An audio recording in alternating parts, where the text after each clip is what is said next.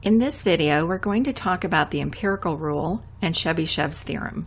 We're also going to talk about the definition parametric.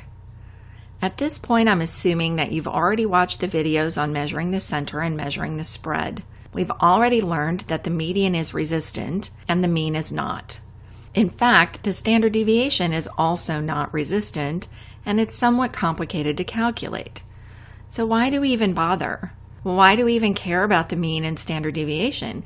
If medians and quartiles are so awesome, which they are, is there any advantage to using the mean and standard deviation?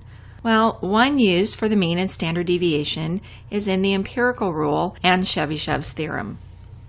Both methods give us approximate proportions of the data which lie within a certain number of standard deviations from the mean. To use the empirical rule, we need to assume that the distribution is approximately bell-shaped. Chebyshev's theorem applies to all possible distributions. We can use this when the distribution isn't bell-shaped or when the distribution is completely unknown. Because this is a more general theorem, it's less accurate than the empirical rule, so if we know the distribution is bell-shaped, then we want to use the empirical rule. Let's look first at the empirical rule. When we have a bell-shaped distribution, the empirical rule says that 68% of the data is within one standard deviation from the mean, 95% of the data is within 2 standard deviations from the mean, and 99.7% of the data is within 3 standard deviations from the mean. If you look at the horizontal axis, you will see the mean marked as both x bar and mu because this rule works for both bell-shaped samples and bell-shaped populations.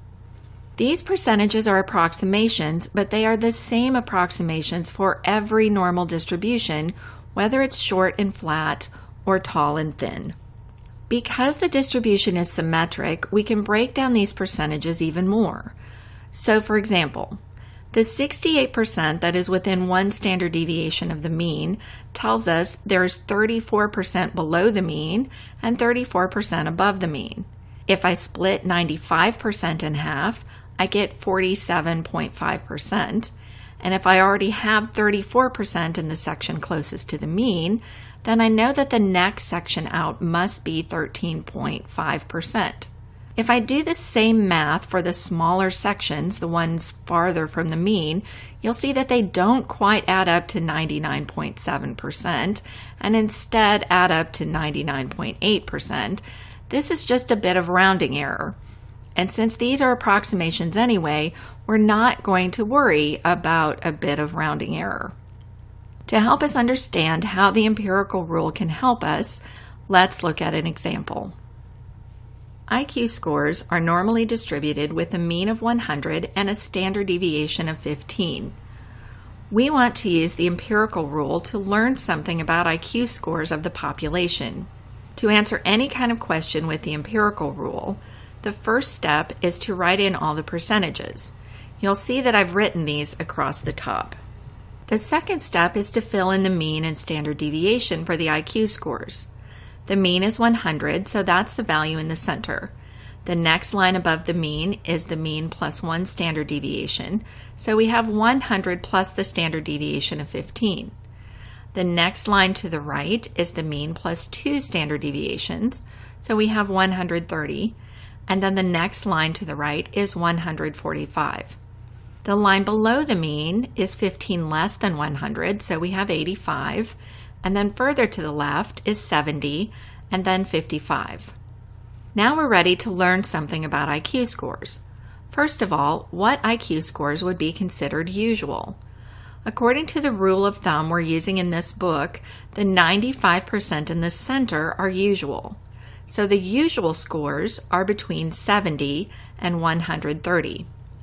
However, we can find other information from our diagram. For example, what percentage of people have IQ scores greater than 115? We add the percentages for all the sections above 115, so we have 13.5 plus 2.4 plus 0.1%, which equals 16%. Next, we'll look at Chebyshev's theorem. As I said before, this theorem makes no assumption about the distribution at all. in this diagram, in this slide, we see a distribution that's not bell-shaped, but this theorem works for other shapes also. Chebyshev's theorem tells us that at least 75% of the data is within 2 standard deviations of the mean. Does this contradict the empirical rule? No, it doesn't, because Chebyshev's theorem says at least 75%, so it could be more than that. Let's use Chebyshev's theorem for this example. Now we know a mean, $5.02, and a standard deviation, 9 cents, but we don't know if this is bell-shaped, so we'll need to use Chebyshev's theorem. We know that at least 75% is within 2 standard deviations, so we need to add and subtract 2 standard deviations to the mean. So we know that at least 75% of the values fall between $4.84 and $5.20.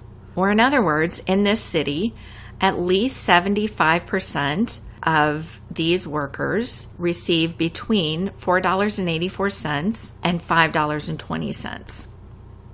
Now that we've seen these two methods, let's talk about the definition of parametric and non-parametric methods. There are many things in statistics that can be classified as either parametric or non-parametric. Understanding the difference between these two ideas can help you decide which type of measurement is useful. You'll remember that a parameter is a numerical measure from a population. So when we say something is parametric, we are saying that we know something about the population. Therefore, a parametric method is one that makes assumptions about the population, usually the population distribution. A non-parametric method is one that makes no assumptions about the population. Therefore, the empirical rule is an example of a parametric method because it works only when we assume something about the distribution, namely that the distribution is bell-shaped. Chebyshev's theorem is classified as non-parametric because we don't need to know anything about the population to use the theorem. In summary, if the distribution is bell-shaped, then we get more accurate approximations of the proportions from the empirical rule. If the distribution isn't bell-shaped, then the percentages we get with the empirical rule will be misleading, and we should use Chebyshev's theorem instead. If we don't know anything about the distribution, then we should use Chebyshev's theorem.